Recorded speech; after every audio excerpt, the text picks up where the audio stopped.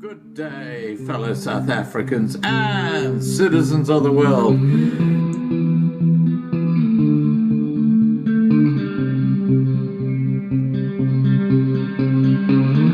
I've been looking around for salvation.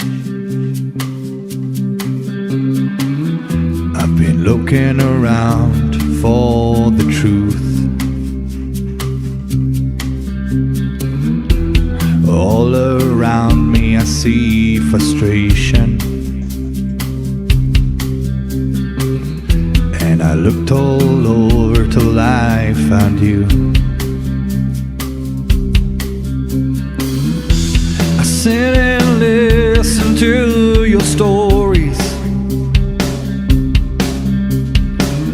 and you're telling me, please don't worry.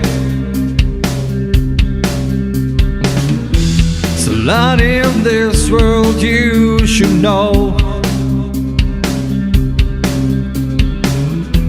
and love in life is where you should go. If you're looking for somewhere to go, if you're looking for someone to know, if you're looking for someone to guide you, then love in life will guide you.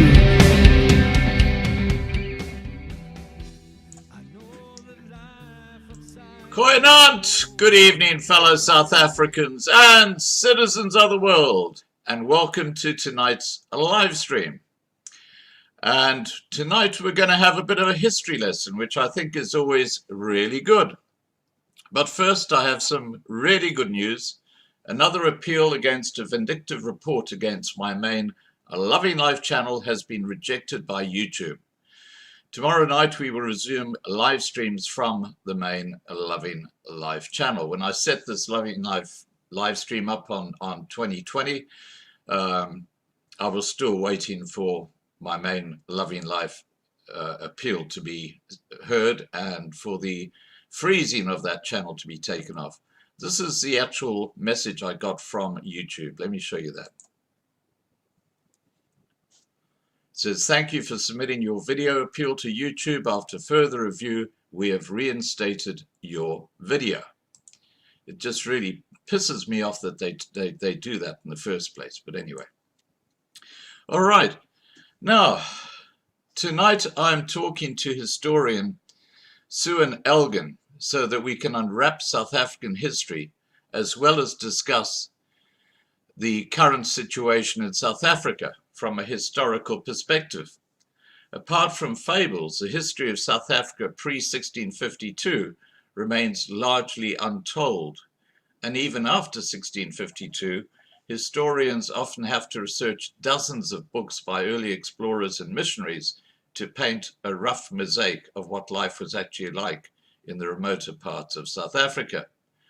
Let me get Cuan on to discuss early history and the current political situation in South Africa. Here we go.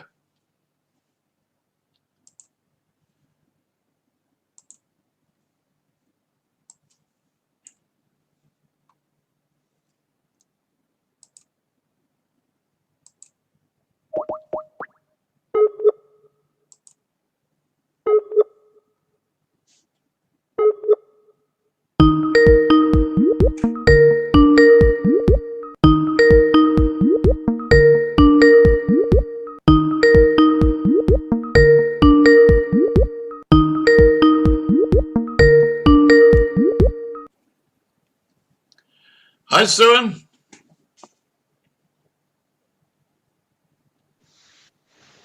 Hi, Cuan. Can you hear me?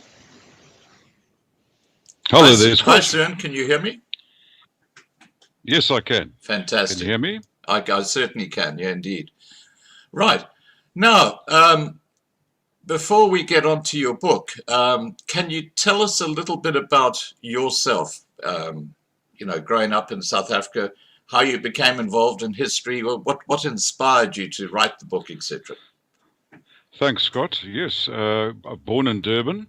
My first schooling was in Mauritius for 3 years. My dad was a builder, so he picked up quite a nice contract there. So we spent some time there and then back to South Africa. Lived in every province due to the fact that being a builder, we moved around a lot. And to cut a long story short, grew up in South Africa, did the usual schooling and the usual military service, 10 years of it, in fact, on and off in security, military security, and then started working. I think in those days it was quite common to start work 18, 19 years old, studying at the same time. And I studied photojournalism. I was with the Star for a while. In fact, I got my baptism of fire, you could say, with the Star. I started 2 weeks before the Soweto riots. Oh, wow. So, yeah. So learned a bit of journalism and then ran a country newspaper for a while and started up a photo studio and a film studio. This is in the early 80s. And started doing expeditions into darkest Africa, we called it then, filming, and became very interested in wildlife and wildlife management. So I studied that, nature conservation, and then wildlife management and tourism management. And it went from there. And had some kids. My first wife is of 11th generation Dutch heritage. And so my kids are very much South Africans. My ancestry is Irish and Scots. But my children, you could say, are absolutely very average South Africans in that sense, Dutch and Celt. And then I started a film studio, filming wildlife. But as I say, my interest in wildlife itself grew exponentially and eventually ended up working in the wilds in Botswana, running my first lodge at about age 27. Wow. And fascinating times, very different Africa to what we know now. This would be in the mid-80s. And still very wild, Botswana then. The roads were certainly where we were, in the Tuli area, very rugged, and did a few Central Kalahari expeditions. And from there went to more managing tourism. Ended up as chairman of a provincial tourism agency. And then I got interested in security because the way the country was going, I could see there was a real need for that, and studied that. But your question about what made me write my first book, BULALA, which of course is a Zulu word meaning destroy or kill, seems a strange choice of title, but I will explain if I have a chance why I chose that title. But why I ended up writing it is I got married for a second time, and this is 15 years ago almost, and I decided to take my wife on a 6-month country tour in South Africa, camping most of the way. We fitted out a vehicle as a camper, and off we went. And my idea was at age 50, I was just turning 50, then I'm 63 now, was to actually buy a game ranch or buy into a bigger game ranch. And I'd studied it extensively and managed it, and now I want to do my own thing. And we went off, and we did 25,000 kilometers on that journey, virtually every corner of the country. And it came as a surprise, and this is going back, as I say, 12 or 13 years by the time we finished, that in Mpumalanga, the eastern part of the country, the eastern Lowveld, the best game country, 84% of it was under land claims. And this is going back to those days, yes. The next best area possibly for game ranching would have been the northern province, as we knew it then, northern Transvaal. Also under land claims, most of it. And this came as a real surprise to me. I noticed also that the names of towns were being changed. Yeah. The monuments were disappearing. I could hardly recognize my own country. And I eventually decided I must have rocks in my head if I'm going to buy into a province where 84% of the land's under land claim, and we ended up in Natal. I was born in Durban, so it was not unfamiliar to me. And it's not the ideal game country, but there is some good game country in it. And in the Midlands, I'm also very interested, as you know, in history. So I did battlefield tours, etc. In the Midlands of Natal are covered in battlefields. So I started looking around there, and farmer after farmer said to me, "Look, I'd like to sell you my farm, but it's under land claims." And more than one farmer said to me, "I'm the last white farmer left in my district. All the rest have been murdered." This is going back to 2006, round about there. And started doing a bit of research. And at that stage, well over 1,000 farmers had been murdered on their farms. The story was just starting to get out of the brutality of these murders, and these land claims, spurious land claims in many cases. And I decided this story has to be told. The world needs to know.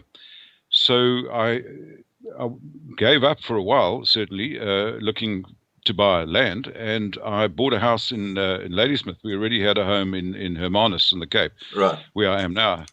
But I bought a place in the Karoo and set about writing this book. And it took about 2.5 years of research.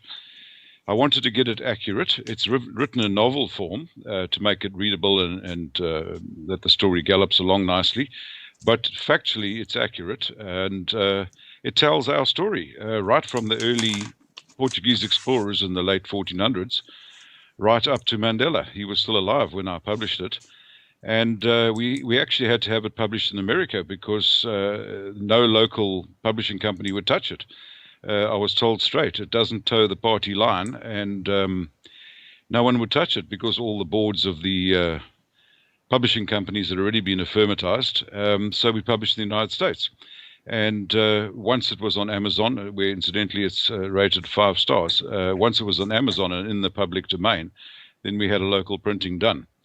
And it's done exceptionally well. And certainly in South African terms, it's a bestseller, and it's our story. It's some would call it politically incorrect, but that doesn't bother me in the slightest. It's historically accurate, and that's what counts. And it tells the story all the way through, but it concentrates not just on the big names of the times, but also on the ordinary people and how they saw it. And I was fortunate in that. As of late, you know, the internet has become the tool of research, although I have an extensive library as well. But I was finding diaries which were now being published on the internet, which had never been seen before by most historians, personal accounts, eyewitness accounts. And those to me are the most important because, you know, the old saying, the victors write or rewrite history. But these were first-hand accounts, eyewitness diaries of battles and great happenings written by very ordinary people sometimes. And it gave me a very different insight into our history. So I put all this together, and it's, as I say, BULALA. It's the reason I chose the title, incidentally, is it's the words that the Zulu king Dingaan used when he ordered his bodyguards very treacherously to murder the Boer emissary, Piet Retief, and his men, 70-odd men, just after they'd signed a land treaty. And he shouted out, "Bulala Abatsagati, kill the wizards." They considered the white men wizards because of their technology, such that it was in those days.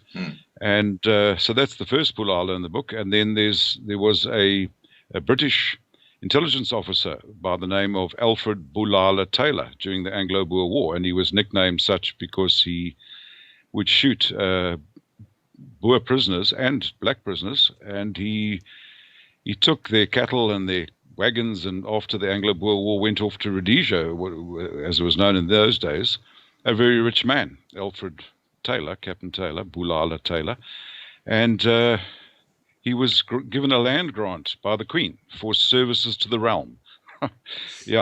War criminal, really. But the one who took the fall for him was, in fact, Breaker Morant, the infamous Australian war criminal, Breaker Morant. I know he's been lionized by some, but I think the serious historians recognize him for what he was. And then towards the end of the book is, right at the end, in fact, what the ANC and the more radical parties chant at their rallies. Bulala Amabunu, kill the Boers. We'll get to So that it seemed in a appropriate. second. Yeah. Now, look, I just want to raise a few things that you've... there are so many overlaps here. It's quite fascinating. Back in 2007, I published a book called Children of the Mist, which is about the Griqua people. Yes, And I've been looking one at of the biggest problems I had was actually getting information about those times. I had to get all the books by the missionaries, by the explorers, and actually it's like a big jigsaw puzzle. You get a piece out of this book and you put it down and you find another piece over here. The history was so scattered, if you know what I mean. And you must have had that same problem when you started putting BULALA together. Exactly the same, Scott. I'm glad I'm speaking to someone who knows what a task it is to put a book together. Huge. Absolutely huge. Yes, you know, one can write off the top of one's head and come up with a fantasy novel. Yeah. But if you want it factually accurate and you want it to have all the strands woven into some kind of tapestry that's going to stand the test of time, then exactly as you say, you end up knee deep in documents and pulling it all together like a giant jigsaw puzzle. Yes, and your timelines, you've got to be very careful, otherwise you end up with a 30-year-old dog. Like in the Odyssey, Odysseus comes back to find his dog still waiting for him, and he's been away for decades. So yeah, we've got to be careful of those things. And the family trees. I have a one fictitious family in the novel to pull it all together. This thread that runs through it, but it's actually based on my wife's family, so I just changed the name to protect the innocent. But it's absolutely. You've got to focus. Absolutely focus. As I say, 2.5 years of research, and then you've got to pull it all together. So you know exactly what it takes. Yeah, and it's hugely expensive as well. I mean, I've got a huge library of books which I put together when I was researching for my book. And just so people understand how laborious this task can be, you might have a 300-page book and you've got to read the whole thing, and you find one paragraph in that book that you can use. And you can imagine going through hundreds of books on this basis, and you know exactly what I'm talking about, sir. Now, I do. Now, there are a couple of other things I just need to chat to you quickly about. You mentioned you had a resort in Botswana. Now, one of our family, we actually have a loving life family here. One of our family is Fiona Timms. And Yes. I don't know if you've heard her name, but she actually used to work on one of these little resorts. Do you know the name of the resort, perhaps, Scott? I don't. I don't see Fiona here, so I can't ask her. If she joins us later, I'll ask her. But she worked on one of these little resorts. I know it was a very upmarket resort. She said, you know, she had princes and who was it? Prince Charles, I think, went there. So you know, good. If you can think of Prince Charles, anyway. So just a couple of other things. When it comes to the way history is being treated in South Africa today, it's absolutely disgusting.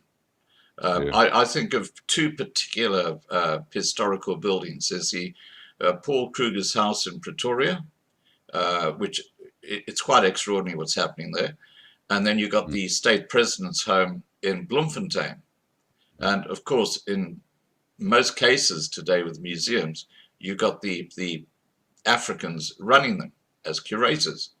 And the most extraordinary story to me is the Mary Moffat Museum in Griquatown, where you had a lady by the name of Hetta Hager, who'd been the curator for 30 years.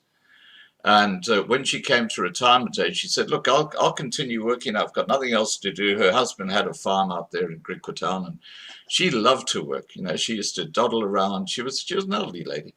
But the museum body said, no, you know, you've got to retire. We're going to get someone else in. You know who they brought in as a replacement? The cleaning lady. The cleaning lady. Didn't have a clue about looking after a museum. And that's what's happening to the history in South Africa. It's like a Kuruman. what's it, the mission out there? Moffat The mission. Moffat, The Moffat's yes. mission. What's happening out there is disgusting. I'm not even going to go there. But then again, in Bloemfontein, with the state president's house, they've got these empty cabinets where things used to be. They've just been stolen. Yep. I believe the grand piano from Grooterskuur was last seen being trundled down the driveway by 6 gentlemen in blue overalls and never seen again. The gilt tea set was presented by Queen Victoria has disappeared, and so on. It's a sad thing. But you know the old saying that the victors write or rewrite history. I am amazed at what our children are being taught in schools these days as history. It's as though history only started in 1912 when the forerunner of the ANC was established. You know, I like to tell a little anecdote if I could. About that very thing. When I launched BULALA, I went to the Cape Town Book Fair to find an agent. I was successful in that. But when the business was done, I was wandering around looking at the various stalls, and I noticed one very smart one with these beautifully packaged sets of books. And the old chap who was running the stall looked vaguely familiar, sort of a portly gentleman. I went over and asked him who he was, and it was Dennis Goldberg, who's just died recently.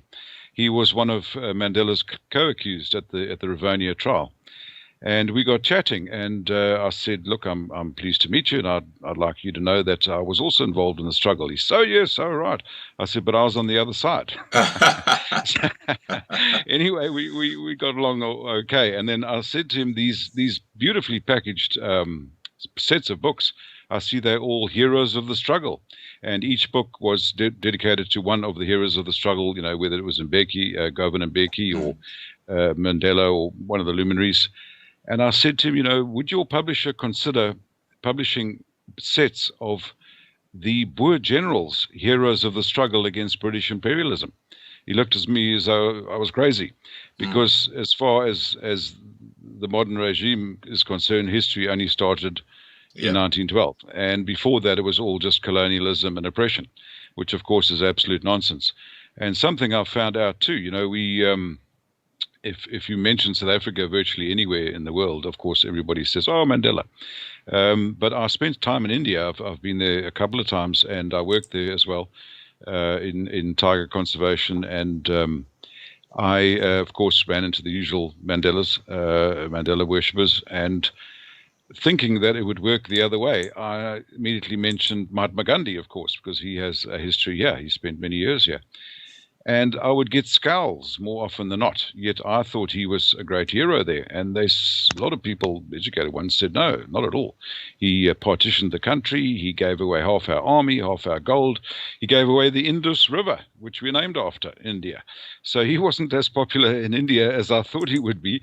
I was quite surprised. And I was giving away 5 Rand Mandela coins all over the place. It worked in places, but yeah. So sometimes you are surprised. And in this country, of course, you know, Mandela is still virtually worshipped. Somebody told me the other day that they were in Arabia, Saudi Arabia, and they gleefully mentioned Mandela, thinking, you know, to be a nice sort of icebreaker. And somebody turned around and said, "You mean that terrorist?" And this is an Arabian chap, Saudi Arabian, educated fella. So, you know, the fact that Mandela, you know, he had his good points, there's no question. And people have forgotten, of course, that he was on trial for countless charges of terrorism and sabotage, which he admitted to. He openly admitted to them. In fact, that was one of the reasons it was impossible at first to get my book published in South Africa, is because I listed his charge sheet, which had all the armaments on it that he'd been caught with. And I was asked, why is that in the book? I said, well, it's in the public domain. You know, people need to know these things. But what surprises a lot of people is that Amnesty International, which is considered a pretty liberal organization, certainly these days, they were approached in the early 60s to take up Mandela's cause, and after he'd been found guilty. And they said, no, we can't. He's not a political prisoner. He was guilty of many violent crimes, and he received a fair trial and a fair sentence. And that was Amnesty International. So, you know, there's a different side to the story of South Africa, and I've written our side. Right. Our young men are now, who served in the military, are now, all the youngest ones are about 50. They're getting old, they're getting grey. And the communists are very patient people. They have Right. 5-year, 15-year, 25-year, and 50-year plans. The West seems to have a 5-year plan between American presidents, and even that doesn't always go according to plan. So they're very patient, Yeah. and it's getting very concerning now that they've upped the ante, the temperatures being Yes. deliberately raised, etc. Because I boiling think frog. they believe that, I think they believe that the old soldiers are getting too old to stand up for what's right now. Yeah. Well, I just want to quickly address the side chat. Michelle Mullard, Michelle, I've just added you as a moderator because we're on the 2020 channel. I have to reinstall my moderators. So as I see them come on, I'll just give them moderator powers. So Michelle, you have moderator powers now. For those who are watching, please remember to subscribe to be kept informed and ring the bell for the updates. We've got about 250 people watching at the moment, Suan. Now, I want to move on a bit to the history, the early history of South Africa. And one of the most intriguing things that happened was the great cattle killing and with Nonkwasi. Now, can you give a bit of the background to that? Because it really demonstrates the power that witchcraft and ancestral spirits have in the realm of the Bantu and Nguni people. And in this case, it's the Xhosa people. But would you like to just give us a story about what happened and how it happened and the impact of what they did to them, their own community? Certainly. The most historians refer to it as the Great Cattle Killing Delusion, as you know. And I've covered it in a couple of pages in BULALA. And this is in the 1850s.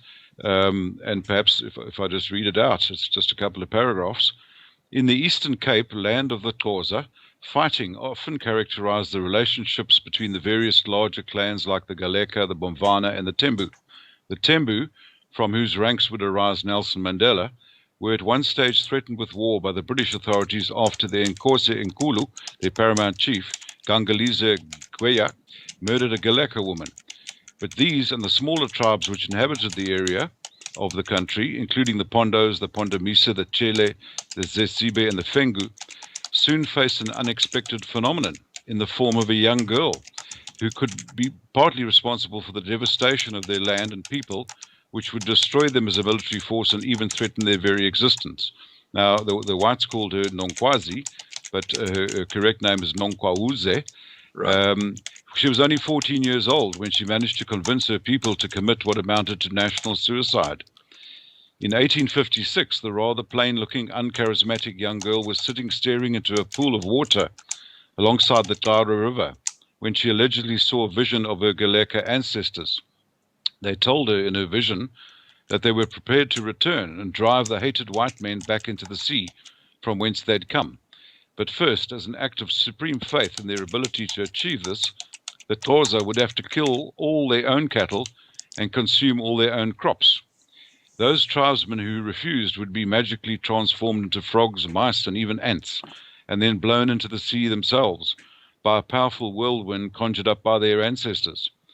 Nonkwasi told her uncle, the village Sangoma, or witch doctor, about her vision, and he, duly impressed, approached the tribal chiefs with her in tow. There she repeated what she'd seen in her vision, and her uncle added his own notion that the Russians, whose army he'd presumably heard had recently engaged England in the Crimean War, would arrive timeously to assist the Xhosa in driving out the whites. Of course, due to his scant knowledge of the world outside of the Eastern Cape, Nonkwasi's uncle did not realize that the Russians were themselves white men. Delighted at the prospect of ridding the land of the whites, the Xhosa enthusiastically set about slaughtering their own herds, killing an estimated 200,000 beasts. Great feasts were held, and for the rest of that year they partied as if there was no tomorrow. They soon consumed all their crops, winter arrived, and they continued feasting on their cattle. Spring arrived, and they did not bother to plant any crops, convinced that they would never have to work again. once they inherited the fat herds and grain stores of the whites, who they believed would be driven back to the sea whence they had come. Summer came, and their fated day of destiny, February the 18th, 1857, finally dawned. Their teenage seer had confidently predicted that a blood-red sun would rise that day, but would stand still above the sea and then change course, and immediately set in the east, and the hated whites would flounder and drown in the waves, leaving all their wealth to the Xhosas. As the sun rose on that fateful day, her people sat waiting expectantly, but the sun continued along its normal course through the summer sky high above them, and finally set in the west, as it had ever since creation. Darkness fell on the ruined Xhosa tribe. Starvation soon stalked the land, and the sight of skeletal tribesmen and their families flooding into the settler towns begging for food from the whites became commonplace, and the theft of cattle and crops became even more frequent. Despite the best efforts of the kind-hearted whites in feeding the starving Xhosa from their own rapidly depleting stores, that self-imposed famine claimed the lives of 55,000 Xhosas, about half of their entire tribe. This became known as the Great Cattle-Killing Delusion. Nonkosi, understandably unpopular by that stage, fled to King Williamstown for refuge, and the British authorities arrested and then shipped her off to Robben Island for her own safety.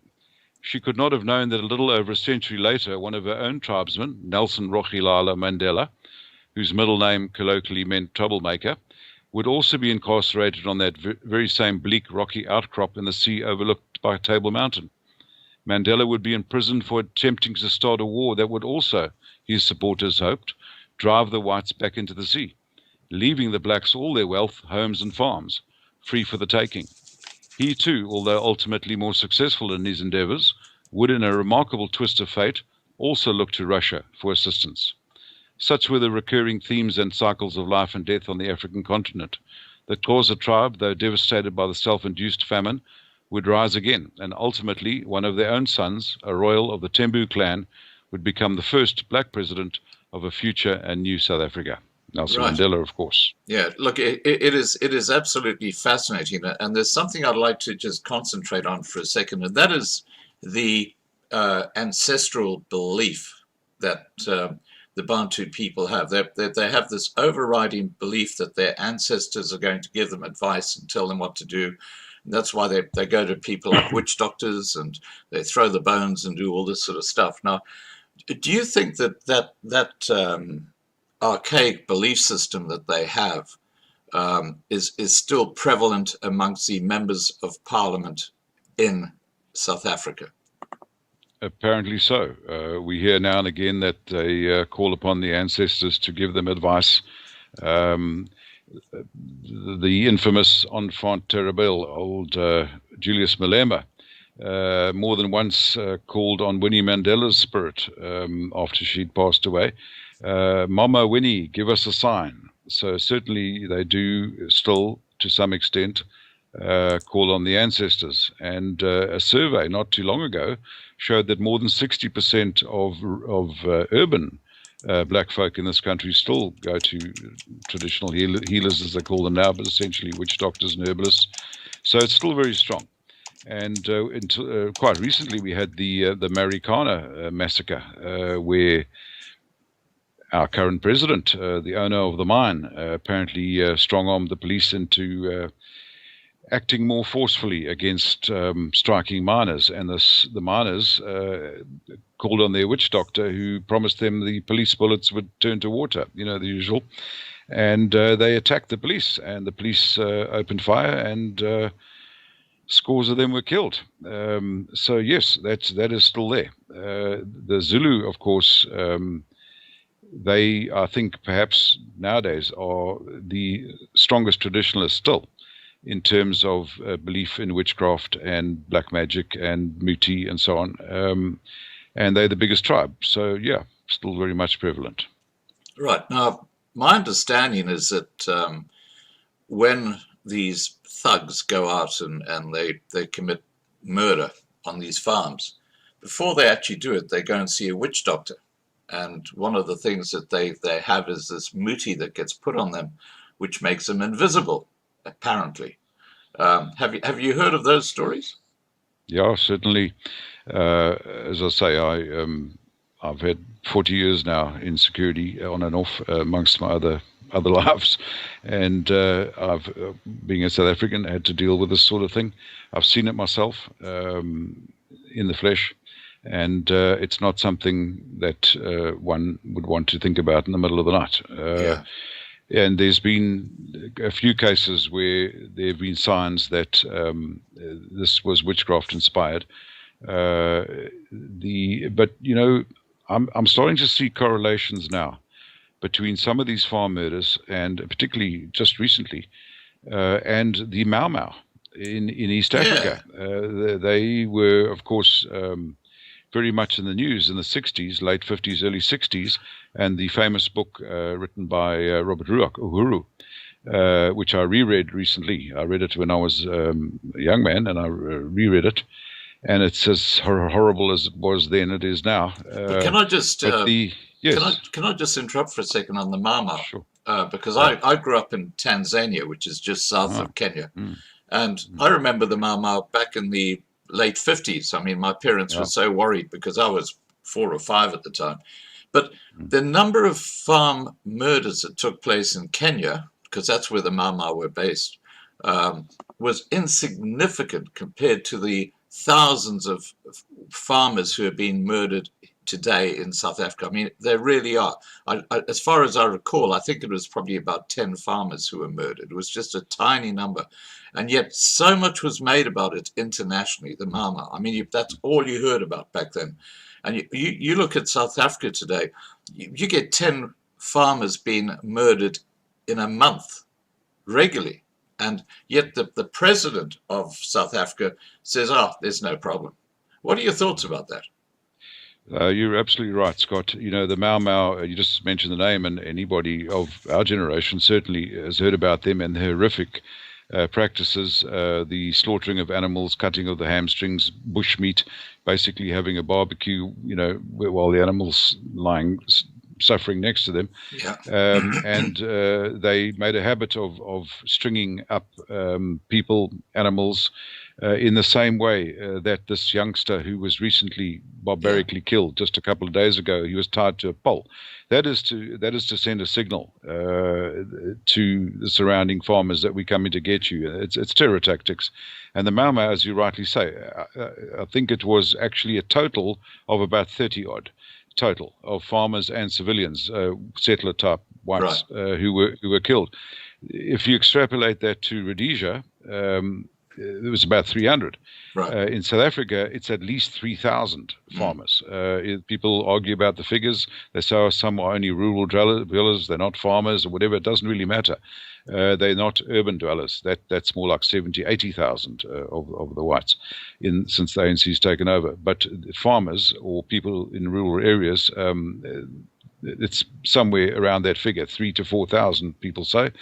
It's difficult to pin it down. But either way, it might not seem like a huge number in overall terms, but if you extrapolate that, we have only about 30,000 commercial farmers left in this country. We had 90,000 at our peak.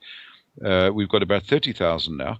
And if 10% of them, let's say, for argument's sake, 3,000, 10%, have been murdered in the last 20-odd years since the ANC took over.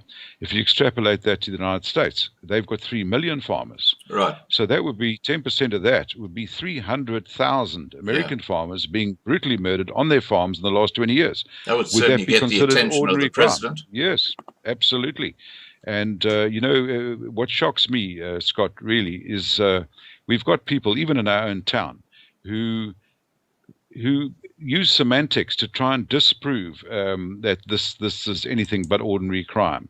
I'm talking about white people, liberals, who to me, they are absolutely despicable people, and they even have Facebook pages which they are established for the explicit purpose of trying to disprove that these farm murders are anything but ordinary crime. And they have thousands of members. A lot of them, of course, are not there to support the page. They're there to monitor the page and to screenshot every post from these heinous people who use semantics and they'll say things like, well,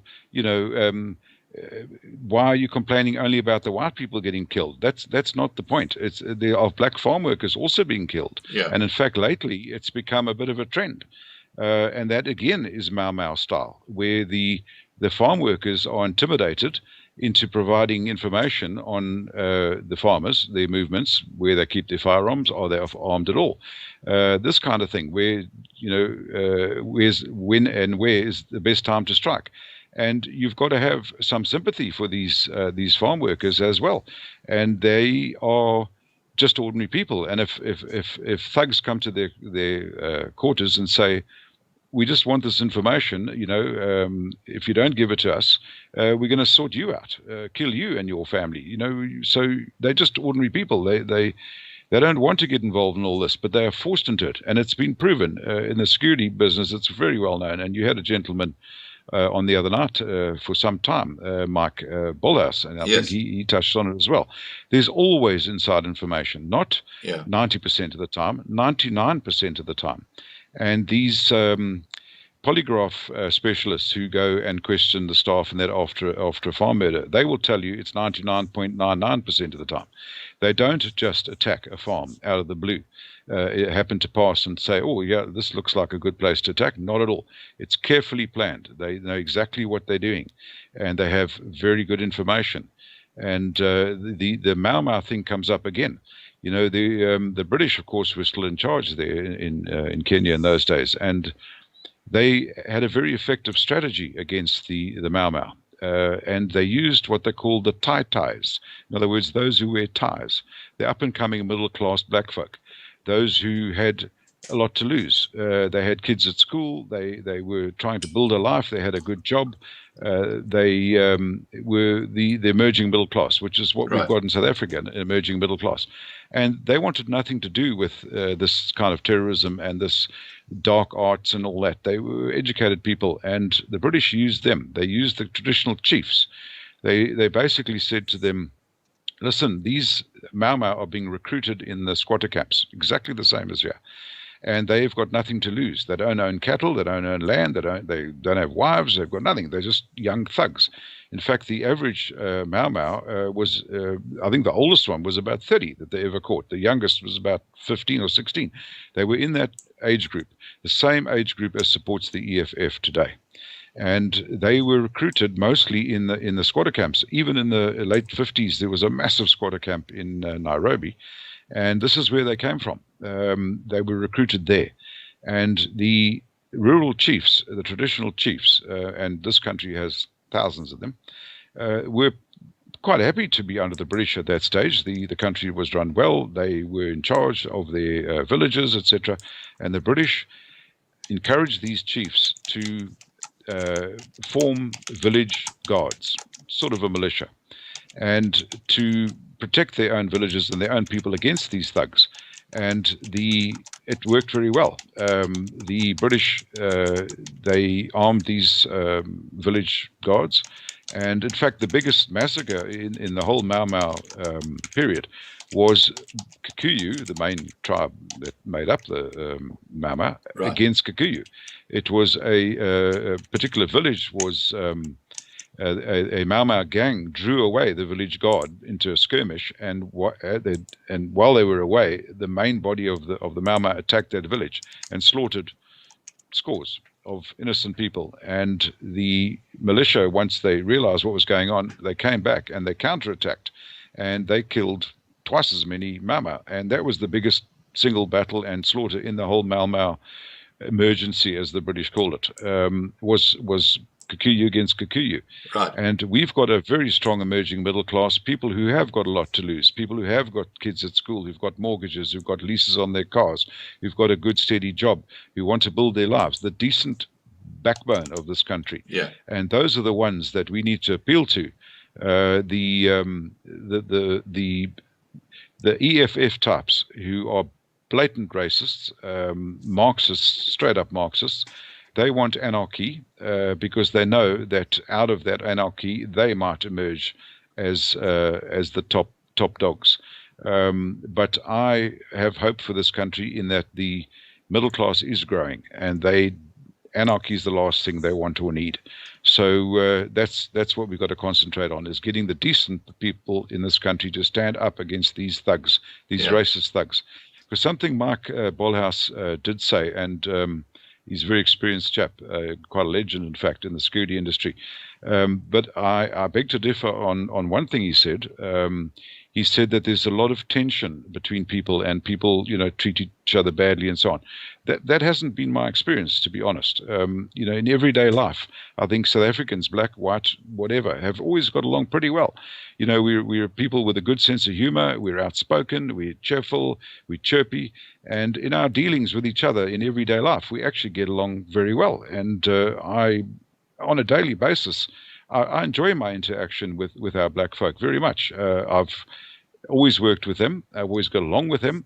And mutual respect is what is called for. He did point that out, is that we need to start respecting each other. And I absolutely agree. But I think the tension, if you can call it that, racial tension perhaps, is purely as a result of these politicos, these racist politicos. They stir it up, not the average person in everyday life. They get along fine. When you go into a shop, when you get served, when you serve somebody, everybody's polite. South Africans are known for that. How are you doing? Thank you very much. And we are known for that. Old school manners. Yeah. That's how we are. And that's how we will remain. These racist politicos, we've got them in our own town. They came here and they stirred up. And I can tell you, there's white people behind it too. I'm not saying that all the racism is from the black folk, not at all. And in fact, a lot of the racism against whites is from white people.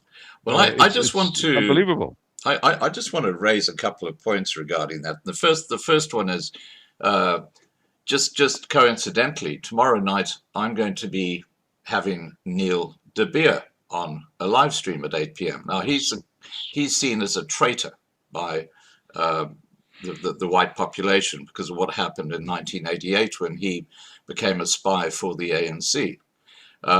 Now, one of the things that we're going to be talking about is farm murders. Now, Neil I've had a couple of discussions with him on Skype, and Neil has said that he is going to be blowing the lid on things that the ANC are up to, because he's an insider, he knows what's going on. So tomorrow night we'll be finding out, I think, a lot more about what is going on with these farm murders and who's behind it in South Africa. Because I believe there's a very strong political influence happening.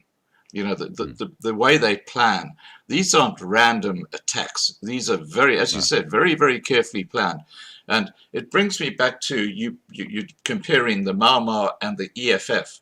I mean, I hear this one settler, one bullet by Julius Malema, and he gets away with it from the South African Human Rights Commission. I mean, it's just absolutely ridiculous. Yeah.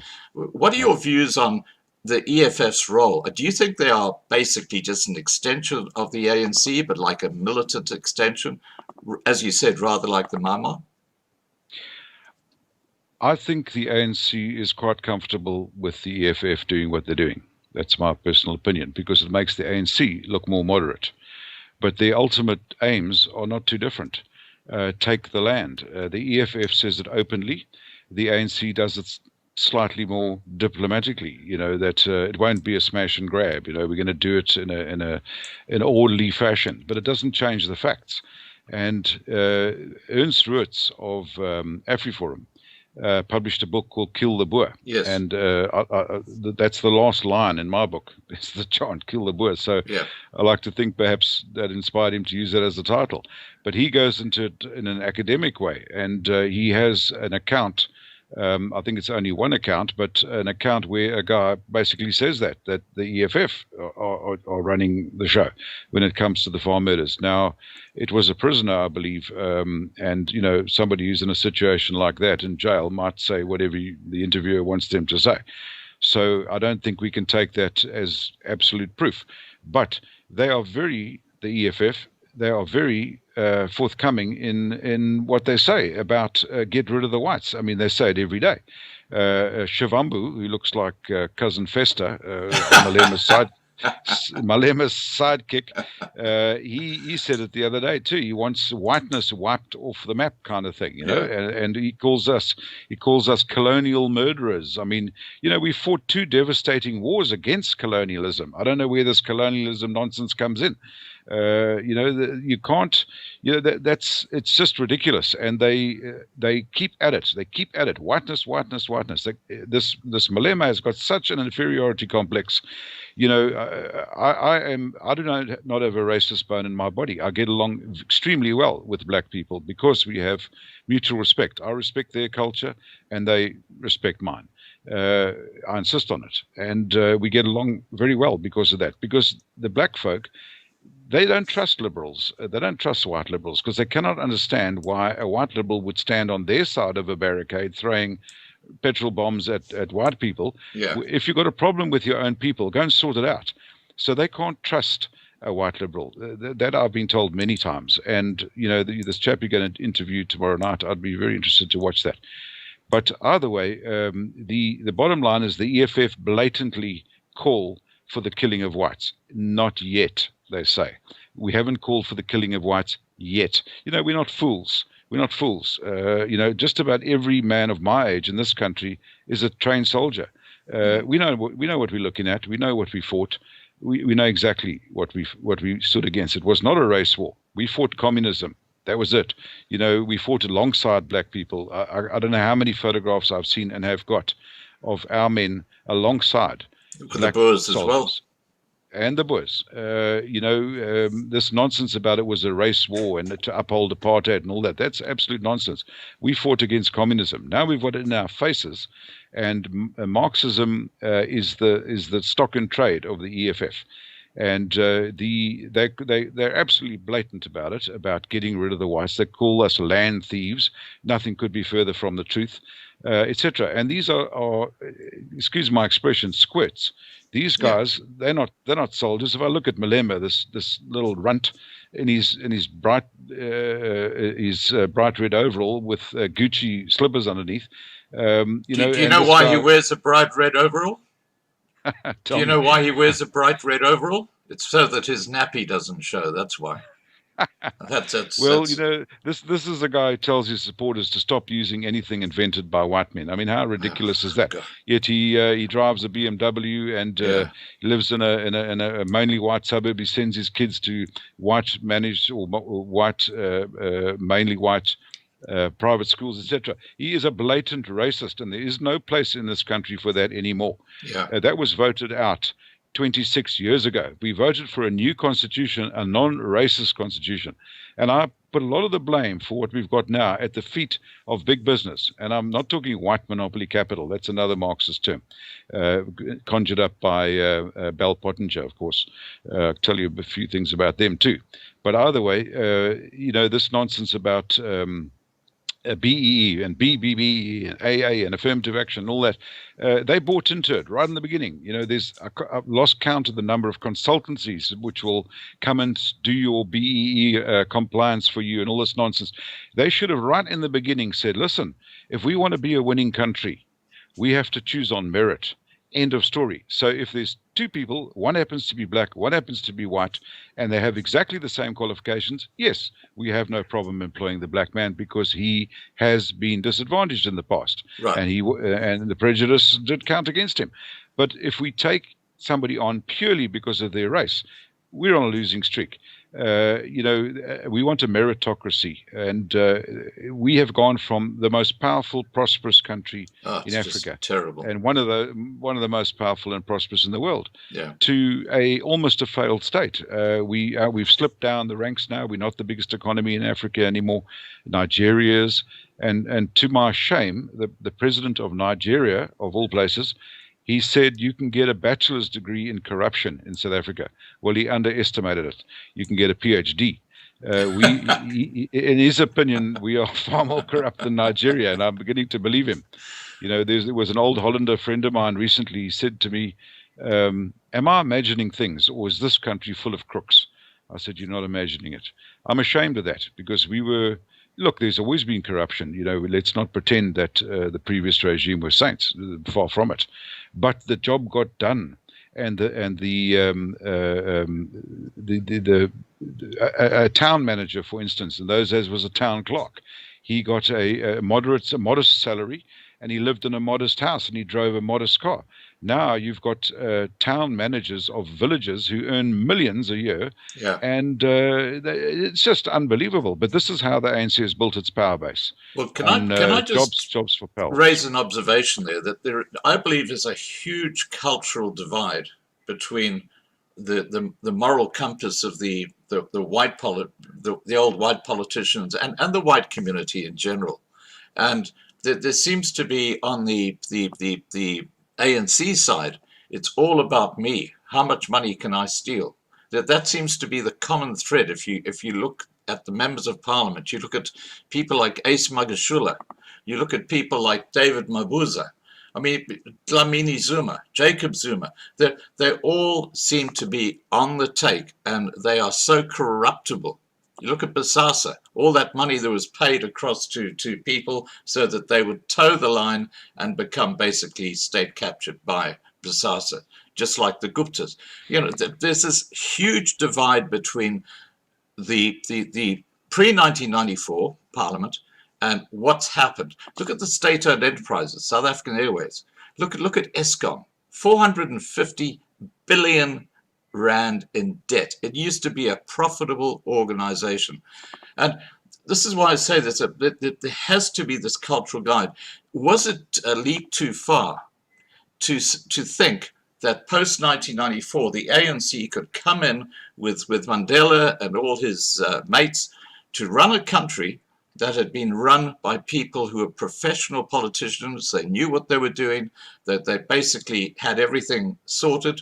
And what you had was literally a bunch of terrorists who were well connected coming in and becoming ministers. And of course, the thing was doomed to fail. What are your thoughts on that? I think it was Maggie Thatcher who said, anyone who believes that the ANC can govern South Africa is living in cloud cuckoo land. Well, we are living, said that too.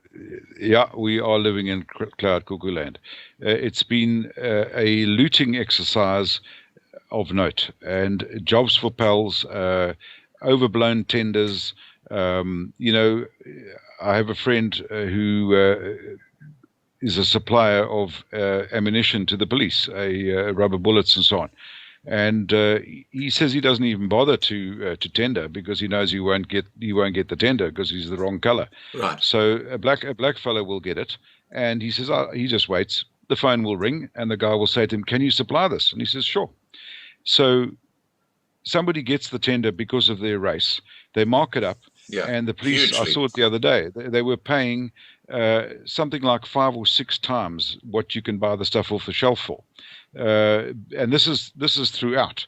I think SAA, I saw something the other day, they were paying 27 Rand for a bottle of water, which you can buy off the shelf for 7 Rand, retail, this kind of thing.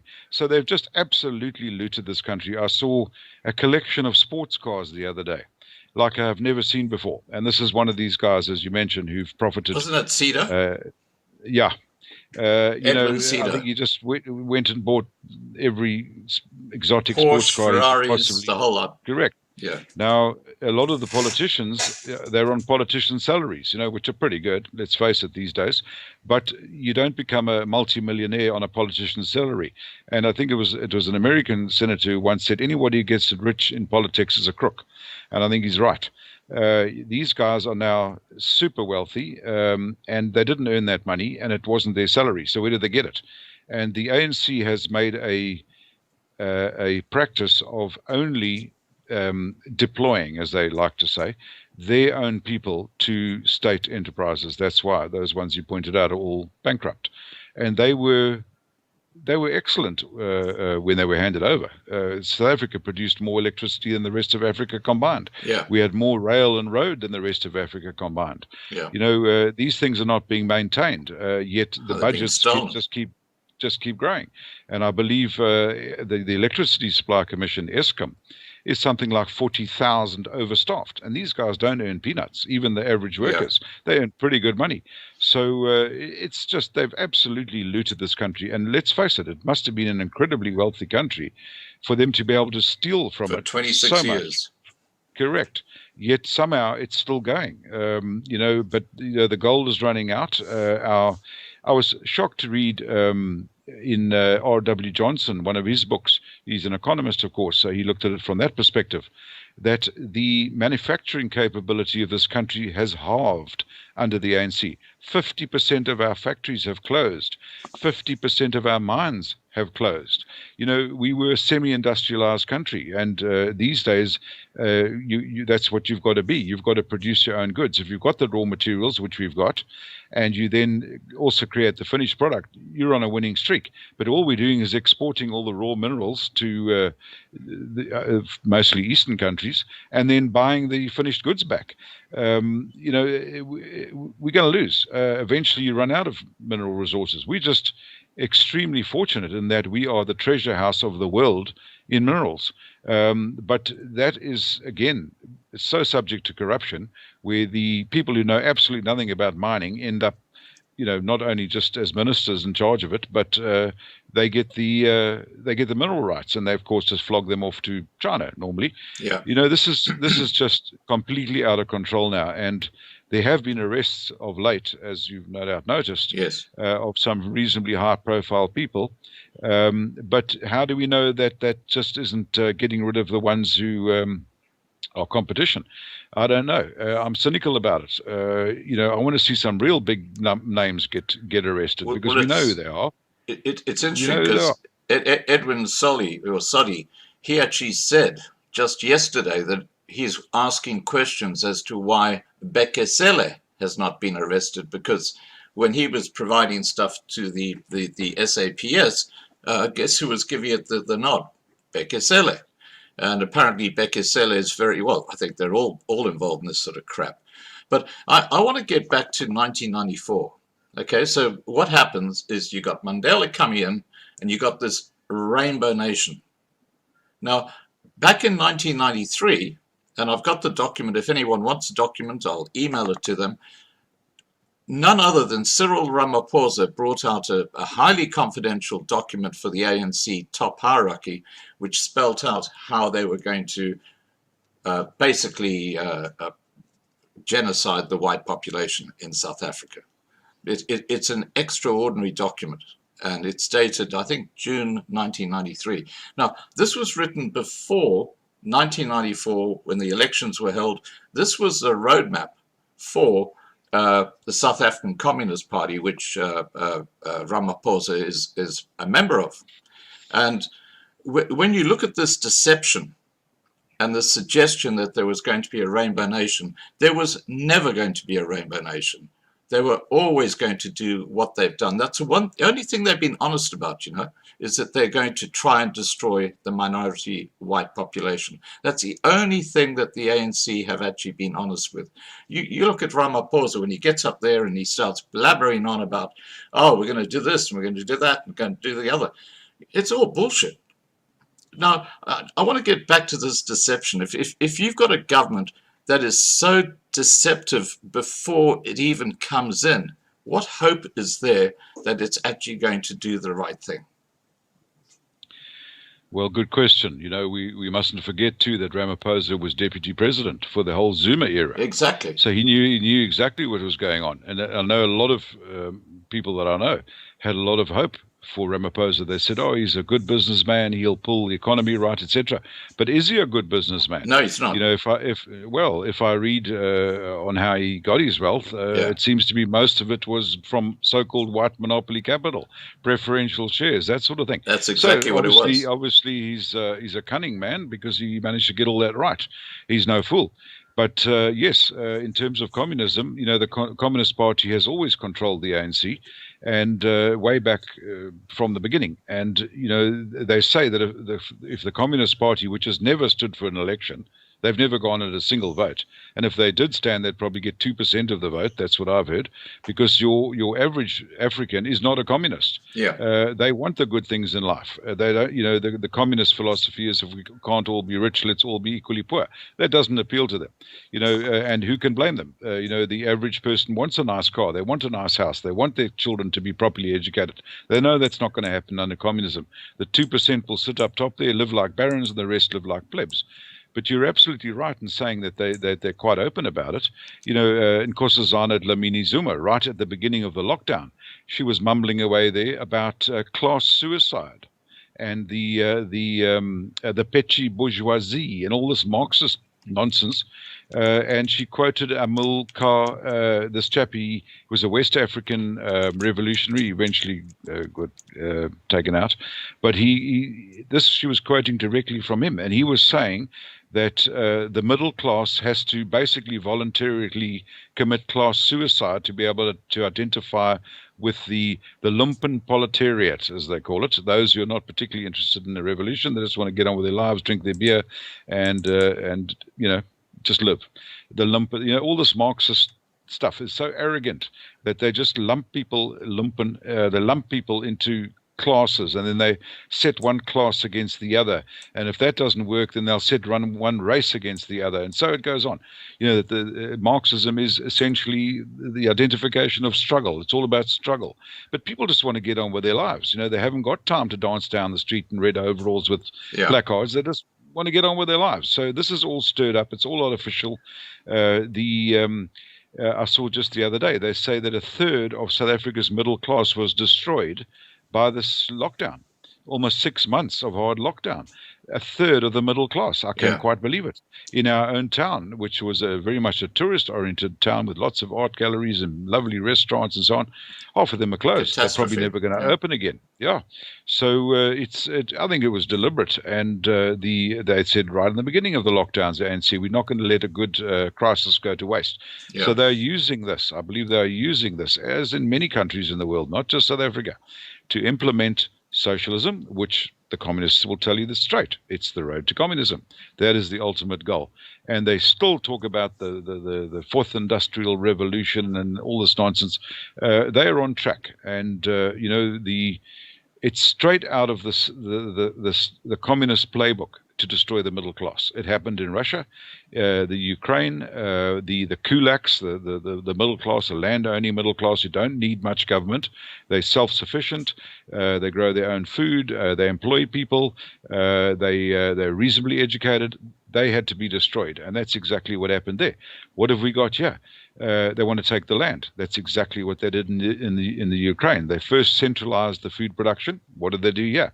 They tried to centralize the food distribution during the lockdown. If it wasn't for organizations like AfriForum, who threatened to take them to court about it, and they backed off, it would have happened here. They wanted to centralize it so that he who controls the food controls the population. Right. This is straight out the commie playbook. Destroy the middle class, the land-owning middle class, distribute the land amongst the peasants. They'll never get to own it. They think they will, but they won't. The state will own it. And they will basically be tenants, and get rid of the middle class. That's what's happening here. That's what they're trying to do. Yeah. But they're arrogant, and I think they are in for a big shock, because this country is not just any country. Our people here are different, and we've been here 360 odd years. We're still here, and we're not going anywhere. Okay, I just want to touch on a couple of things quickly. First of all, Ramaphosa a couple of months ago said in a nationwide address that what was happening with the lockdown was it was a perfect sounding board for black economic transformation. What he was actually saying in code was that the small white businesses are going to go bankrupt, and then as we come out the other side, me and my mates, we will set up businesses to take over, and that's where we score. Now, you raised the history of South Africa. I'm just going to put an image up on the screen for people here. You won't see it, but they will. And it's the 200th bicentennial, or it's a bicentennial of the arrival of the 1820 settlers in South Africa. What happened to the celebration of that? That's a very good question. It's shameful that a group of people who have made a magnificent contribution to this country, have been sidelined, and the 200th anniversary is hardly being celebrated because the word settler has been made a dirty word by racist politicos. I've been following it quite carefully this whole year, the 200th anniversary, and I see there's more celebrations in the UK from settler societies who identified with the 1820 settlers whose ancestors came over here than there is here. And it's shocking and shameful. And, you know, the 1820 settlers contributed a huge amount to this country, a free press. They were very involved in the arts. They started the wool industry, which at one stage was the biggest earner in this country, more than until diamonds came along, etc. They have contributed hugely to this country in very positive ways, and they're being completely ignored. And the biggest insult to date is the town which became the focus of the 1820 settlers, Grahamstown, right, was renamed last year, just a year in advance of the 200th anniversary, to Makanda. And he was the mad witch doctor who, once again, you know, telling the people the bullets will turn to water. 10,000 Xhosa warriors under his spell attacked Grahamstown, and there was about 300 odd British troops there, and Boers and Khoi. And they sorted these guys, as always. And yet the arrogance to rename Grahamstown Makanda after the guy who tried to destroy it a year before the 200th anniversary is shocking. And this has happened throughout the country, where towns are being renamed, streets are being renamed after people who had nothing to do with that town, or in this case, they tried to destroy the town. You know, we've got stadiums named after brutal thugs. The World Cup 2010 soccer, one of the major stadiums was the Peter Makaaba Stadium near Rustenburg. Peter Makaaba was just a straight-up thug. He's the one who started the one settler, one bullet dancing around stuff. Him. And I think Malema sees himself as a reincarnation of Peter Makaaba, and perhaps a reincarnation of Chris Hani too, although he was a bit more intellectual. But Peter Makaaba was a total thug, and they name a stadium after him. And, you know, this kind of thing. It's such an insult to the rest of the population that the ANC has basically taken history, twisted it, distorted it, and thrown it in our faces. And the 1820 settlers have got everything to be proud about. They did exceptionally well here. It was a rough start. Really, when I read their history, it was not easy. You know, they were promised 100 acres each, basically as a buffer between the marauding Xhosa tribes. But well, essentially, the Xhosa were the main folk, but there were many sub-tribes. But they were cattle raiding into the area, etc. And they'd stopped there. They hadn't come any further south. They weren't stopped by the settlers. They'd stopped there naturally because it was a change of climate. It goes from good grazing to scrubland and fynbos. So being cattle herders, it didn't suit them to come any further south in the Great Fish River.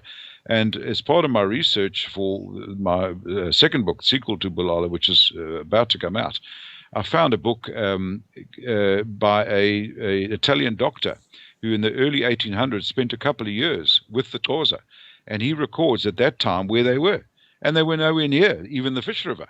So they only decided to come down there when the settlers arrived there, and the settlers had cattle and goods, and they started moving down. It wasn't the other way around. The history has been twisted and distorted. They didn't steal anybody's land. They were given land which essentially had been fought over by the various Xhosa subclans. They were always at war with each other. Yet we're told about all this Ubuntu that went on there, all this goodwill, and how they used to trade cattle with each other. They never traded anything. They stole each other's cattle and each other's wives. And the government of the day, which was British, had to send troops up there to quell all these wars, and eventually put in a buffer of farmers in this zone. And you know, the history is all there. It's all written down, and it was written down at a time where the people who wrote it had no agenda. They didn't know that the ANC would take over one day. They didn't know that Mandela from the Xhosa tribe would be the president of the country. They just wrote about what they saw. And this doctor, Italian doctor, an educated man, and he had great respect for the Xhosa. It was not a negative account of the Xhosa at all, very positive, in fact. But he also records that they killed the Bushmen every time they encountered them, at every opportunity. So all this nonsense about Ubuntu and trading cattle is absolute nonsense, sucked out of modern so-called liberal historians, revisionist thumbs. It's nonsense. The area was characterized by wars, intertribal wars. Yeah. And the British settlers, who were, of course, Scots, Irish, Welsh, English, they were not the rabble from the back streets of London or Dublin or anywhere else. These were mostly educated people. About 20,000 applied, and at one stage the initial application was 90,000 people applied to come out here. They trimmed it down to about 20, and then they started doing interviews, 20,000, and eventually 2,000. More ships came out later, and eventually there was as many as 10,000. But these were people who had some capital. Most of them, they had a trade. Some were, in fact, farmers, but they all were people who could contribute. They were not the dregs by any means. And they came out here and they found it very tough. And they struggled for many years. But as always is the case, those who, some will, some won't, some do, some don't. And eventually, most of them ended up doing pretty well. Right. And it was through hard work and enterprise. They were given nothing other than a patch of land with no infrastructure whatsoever, and they made something of it. One of the most remarkable men in Grahamstown was Dr. Atherstone. He wrote profusely. He didn't write books, but he wrote lots and lots of notes. And his great-granddaughter brought out his notes in book form. I've got the 4 books, and it gives an incredible insight into life back then. And one of the most terrible things that happened was the oh my gosh, what was it? It was the plague. It was smallpox that came into the Cape and totally destroyed the Khoi population because they had no resistance to it. Whereas the white population did have an inherent resistance to it. And Atherstone describes how some of these poor guys were just, it was just disgusting. I mean, how smallpox affected them was just shocking. Now, I want to touch on something that you mentioned there when you talked about misplaced guilt. Now, there seems to be the blinkers on a large percentage of the white population, even with what's going on today in South Africa. I take it these are more the upmarket, fairly wealthy white population who say, no, everything's going swimmingly well, we're all right, we don't care about anybody else.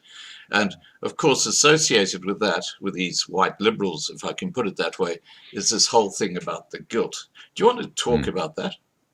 Certainly. You know, I don't think there are more compassionate people than our white folk. We, in our town, we had riots, this is 2 years ago, that went on for almost a year. They were instigated by white people, white liberals, 3 women in fact, who trained up a fairly charismatic but essentially uneducated local warlord and pushed him forward as the next president of the country, just like this chap I think you're going to interview tomorrow night. Right. Tends to be president.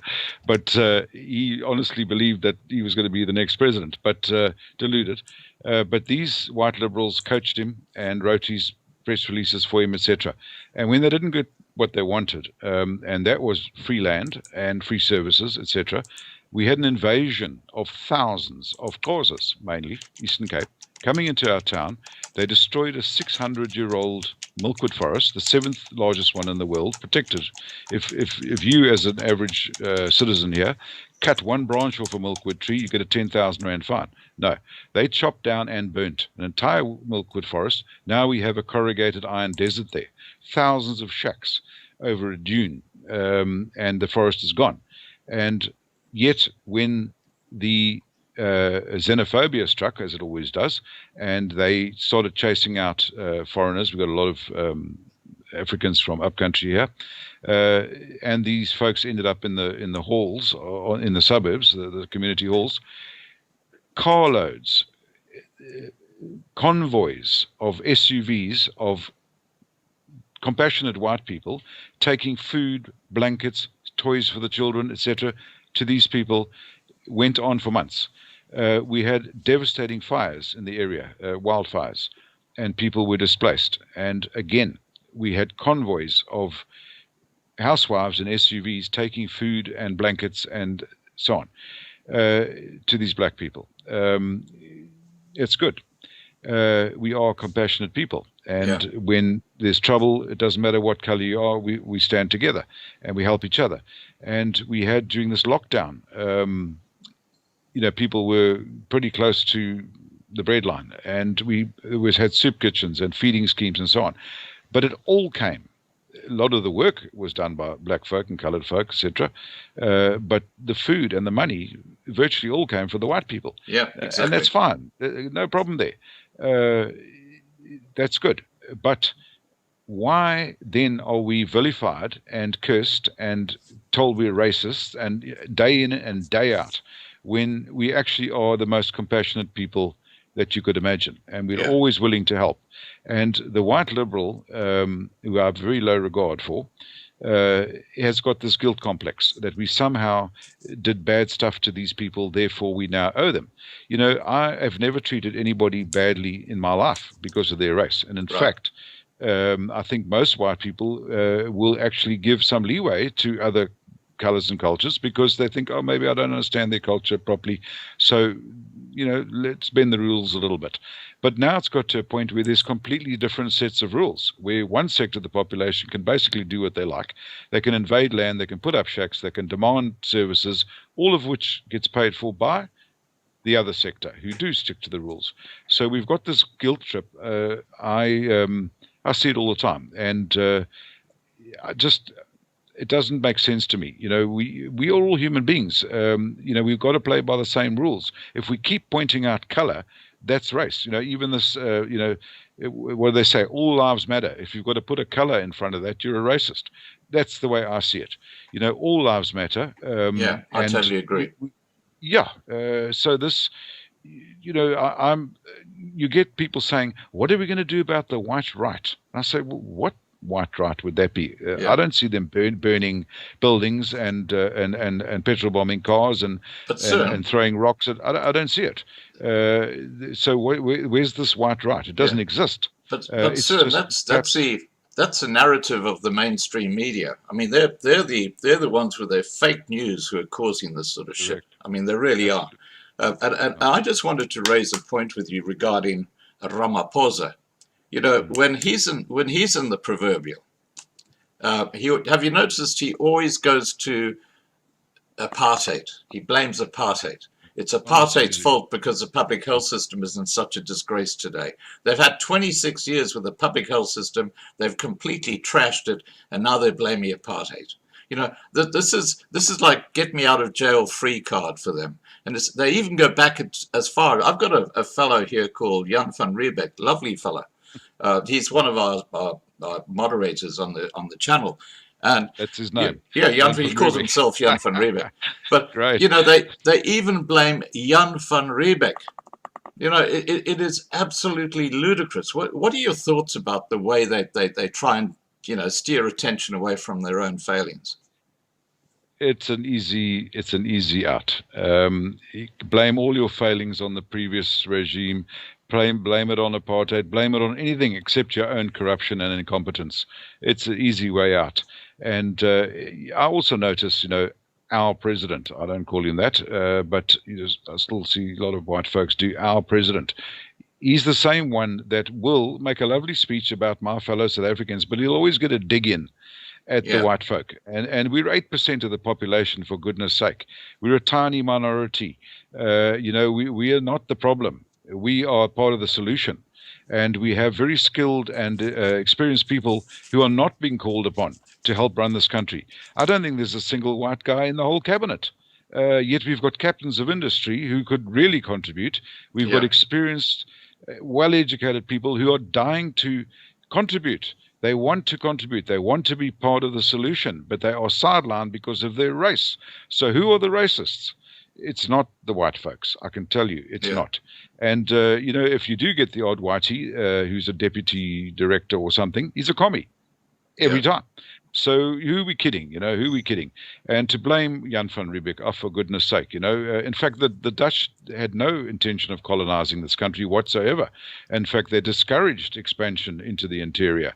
They were considered renegades, the people who left, because they wanted them all under control. They wanted, there's the corporate way.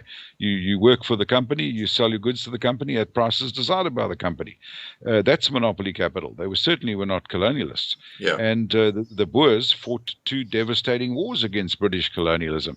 So we've always been a people all we've ever wanted is to rule ourselves on our own land. That's all. Not to rule anybody else. And in fact, the Boers, or the Afrikaner, whatever you want to call them, let's not get into semantics, but they never wanted to rule anybody but themselves. The last people they wanted to rule was the black folks. The black folks had their own homelands. They had their traditional areas. The white people have got no homeland. We're the only people other than the Khoi, which should be taken note of, the original inhabitants. We're the only ones who don't have an area we can call home. We're being told we're foreigners, we're settlers, we're land thieves, we're colonialists, anything but South Africans. And yet we're 8% of the population. And, the government has got to take responsibility for their own failures and have the knatas, as we say in Afrikaans, to admit that yes, they've failed in many areas and they want to fix it. That's what I want to hear from them. I don't want to hear this blame. If the president also could turn around and say, listen, folks, that time I stood in front of Bloomberg and said there are no killings of white farmers in this country, that the President of the United States was obviously misinformed. I'm sorry about that. I was wrong. I was misinformed. It's a big problem, and we need our farmers. That's the kind of leadership I'm looking for. People who've got the courage of their convictions and who have the moral compass to actually set a course for this country. But at the moment, it's just all about looting. Right. And it's shameful. We are such a wonderful country. I've been to many countries, I think 32 at the last count. This is the most beautiful country in the world. I've heard that from people who've been to twice as many countries, 60 odd. They will tell you, this is the most beautiful country in the world with the greatest people in the world. But look what a shambles we're heading for because they keep blaming the past. I want to talk about that. Just for the record, we've got about 400 people watching us right now. You look at the shambles we're heading towards. Now, there's a lot of talk about civil war and anarchy. We're like standing on the precipice of this actually breaking out in South Africa. And I have to say that I think the wider African community, the Bantu and the Nguni peoples in particular, are feeling terribly deceived by the ANC. I think it's just they've just suddenly woken up to the fact that these very well-connected ANC cadres and politicians are doing very, very well, thank you, very, very much, by being corrupt, while they've just forgotten the rest of their community who were supposed to be the big beneficiary of what happened in 1994. Now, do you think that we are heading for civil war and anarchy in South Africa? Scott, I'd like to say no, we're not, because I still believe in our people. Our leaders have let us down. That's something Mike Bolhuis said the other night. He says it's like the leadership are standing on the shore and the rest of the country's in a leaky boat. That's true. They've basically abandoned the citizens of this country to their own devices while they are living like absolute barons. And that's been noticed by the average South African. It hasn't gone unnoticed. And if there is anarchy, I do believe it won't be an organized sort of rebellion or anything. It's just essentially the breakdown of law and order. And out of that, unfortunately, you get warlords emerging, and you get not a civil war, but anarchy. We're virtually on the brink of it. I feel so sorry for the police. Because there's certain police who are actually working with gangs now, and they're in senior positions. Look what happened to Kenya in the Cape. That is apparently an inside South African police service job. That hit. So that's anarchy. We're already there. Look, one has to be somewhat sympathetic to there's a lot of good cops. There are a lot of good cops who are trying to do their job against all odds. But yes, there's a lot of bad ones too. And there's nothing a good cop hates more than a dirty cop. Trust me, I work with them a lot. And our best cop in many ways was also taken out not more than a year or two ago, and he was escorting Perlamon, Abalone, to the airport. And he got taken out in a hit. And it demoralizes the other police, where an upstanding policeman who's prepared to uphold the law is threatened, or his family is threatened, or the organized crime, particularly in the Western Cape, is pretty much out of control. You're absolutely right, and we often have these cases uncovered where cops have been colluding with the gangsters and so on. But I still believe that there are good policemen, and they are to be commended for trying to stand up to what is becoming anarchistic. I don't think a day goes by in this country without trucks being torched or looted, trains being burnt, rocks being thrown at cars. And no one ever gets arrested. Well, unfortunately, the law has been softened in such a way that the criminals feel that they are untouchable. We've got a lot of abalone poaching on this coast that we are stay, and if there's a guy hanging around who looks like he's a lookout for these poachers, and let's say a neighborhood watch stops and says, "What are you up to?" He blatantly says, "I'm with the poachers." In other words, he's untouchable. Yeah. So it's a crazy situation, but I am the eternal optimist, and I do believe there's enough good people in this country to hold it together.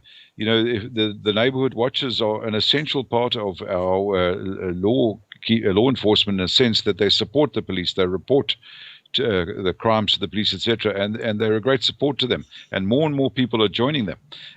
We've got it's a great pity that the commando system was disbanded under Mbeki's rule by Terra Lakota, because they held the upper hand on the rural areas in terms of the law and order. And for free, they were volunteers. That was done away with because they didn't want mainly white armed people running around. But again, it was a white liberal who had to produce the report, the Browdy report, one of these hairy-legged caftan-wearing types who produced this report. Yeah, excuse me, just trying to bring a bit of humor in, but that these were white supremacist groups armed, and they must be got rid of. What was the result of that? They weren't supremacist groups. They were volunteers who were prepared to patrol the borders and the rural areas for free. Yeah. That was done away with. There was this big plan to bring in rural policing and so on. It's never happened. And what have we got now? We've got farm that is going through the roof. We've got who wants to be a farmer in South Africa when it's the most dangerous job in the world, more dangerous than a serviceman in a war zone. That is a fact. Correct. Yet you've still got liberals who say, no, it's just ordinary crime. They have not seen the results of one of these farm attacks. And I'd like to drag them along by the scruff of their necks to one of these farm murders to see for themselves what we're up against here. I think what happened to that 21-year-old a couple of days ago has really changed things. I think a lot of people have said, that's it. We're not going to let this happen anymore. I think that was a huge wake-up call for the community, and I think that Ramaphosa is destined to be in a lot of trouble because of the way he's handled this whole situation. Now, just moving on from the despair that people feel, there's always solutions. And, there's always a silver lining somewhere out there. And one of those is self-determination, or a federalist type system or something like that, where you have the different cultural communities doing their own different thing. And I had a guest on the other night who actually, we discussed this very point. What are your views, or what are your thoughts is the solution for South Africa going forward after this disastrous period of ANC government?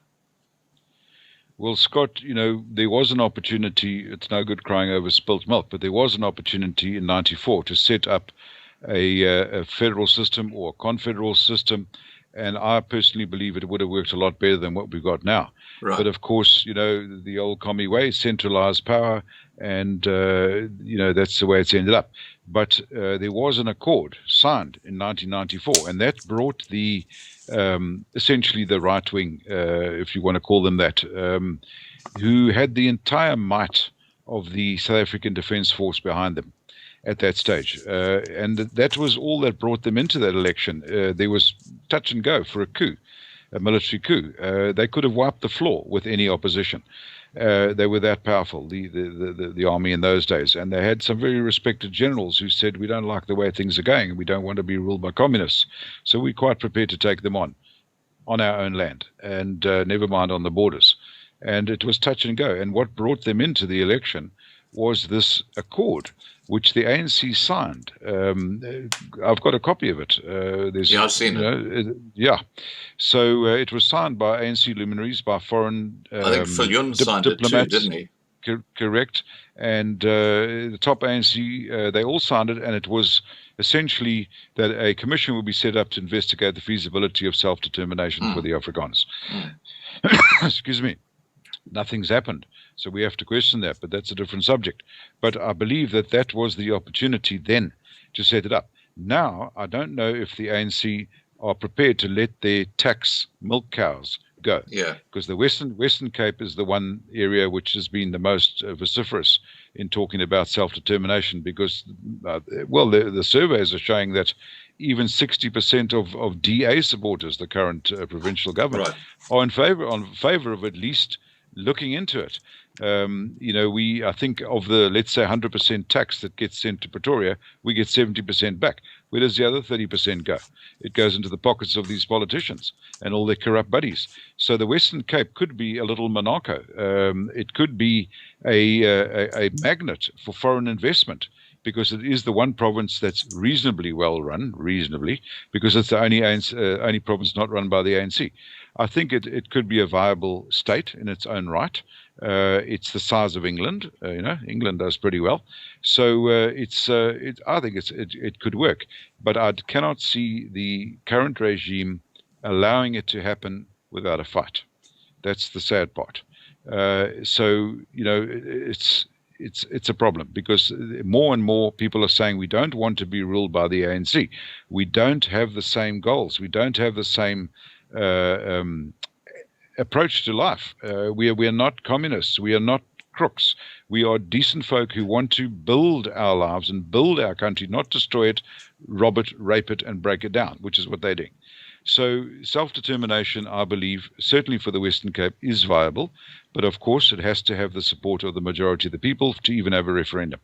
At the moment, I think there's 5 or 6 organizations that are all working towards more or less the same thing, whether it's self-determination or secession. Some are talking secession. Unfortunately, at this stage, they don't seem to talk to each other very much. So, as always, when there's a crisis, real leaders emerge. So that we haven't reached that point yet, but it's coming. And then the real leaders will emerge. But at the moment, they all, pulling each other down and saying, rather go the way we're going and don't follow them because they're doing it the wrong way and so on. All this argument. But I think it might come to a point where the rest of the country is in such a state that it just quietly happens. But I can't see the ANC allowing it because the Western Cape produces so much food and tax that it's a milk cow. And I don't think it's going to happen without a fight, sorry to say. So I do believe that it is one of the solutions, but it's not the only solution. We have to reestablish law and order. How do we do that? We've got to put away the corrupt politicians, the corrupt cops. We need leadership. We don't have it. All we've got is looters. We don't have leaders. And they have to emerge. And generally, as they say, comes the time, comes the man. Right. When things get so bad, and we're heading that way, I do believe strong leaders will emerge and hopefully carry us forward. But certainly, personally, I would like to see the Khoi people, the original inhabitants, having a lot more say in their own lives.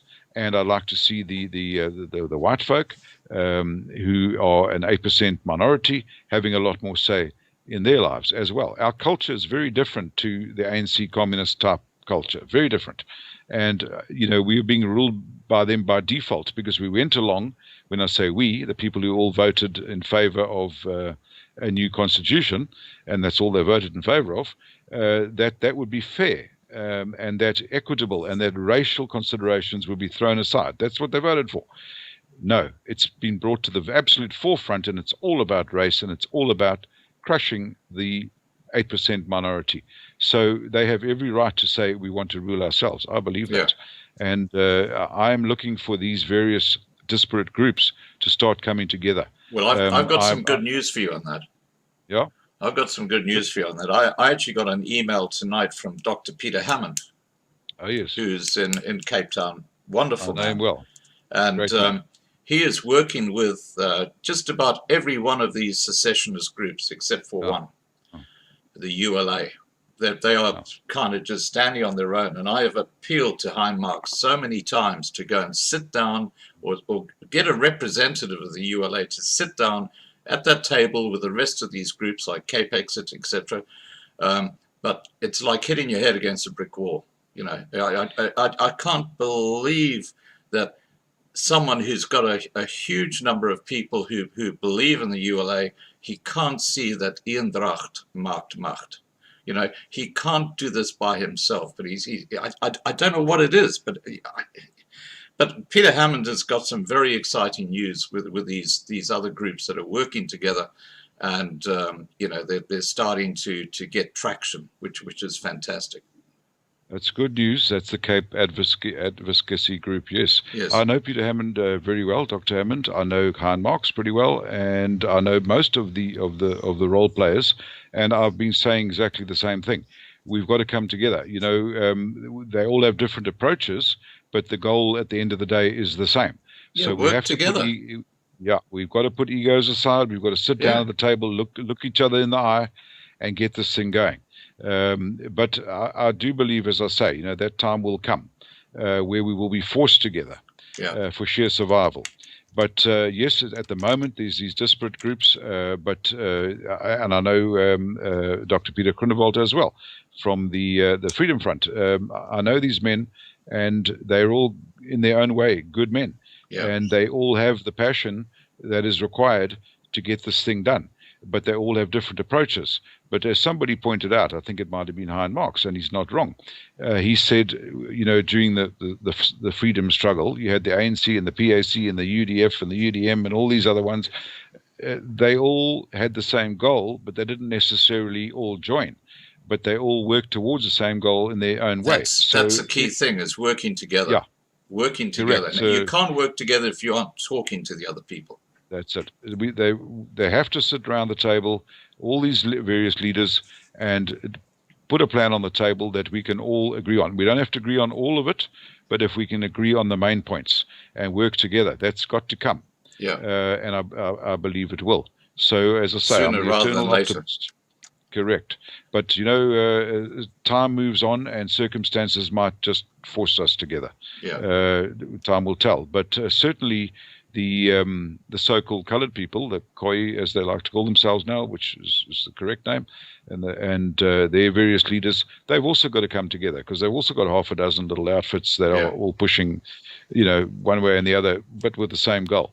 So they also have to come together, and ultimately, I think the Western Cape, in terms of the various provinces, would be the most viable in terms of self-rule. I certainly believe that. Absolutely. Yeah. And of course, the Zulus in KwaZulu-Natal could do the same. Now, there's something that we haven't touched on yet, but it's sort of like, it's like a big shadow in the background. It's actually not a shadow. It's something that a lot of people in South Africa believe very dearly in, and that is the prophecies of Sina van Rensburg. Now, on the 10th of October, I'm going to be covering live an extraordinary meeting that's been held outside Northball. It's north of Lichtenburg. There are several thousand people who hopefully will be coming to this meeting. And it's basically a discussion by some of the groups, and again, you got this fracturing, but you got some of these groups who are going to join together, and they're going to be looking for the man in the brown suit. I can put it that way. Now, first of all, with Sina van Rensburg, have you read his prophecies and studied those? Certainly have. I quote him extensively in BULALA because from the historical perspective, he was even mentioned in military history books because his prophecies were so accurate when he rode with General de la Rey.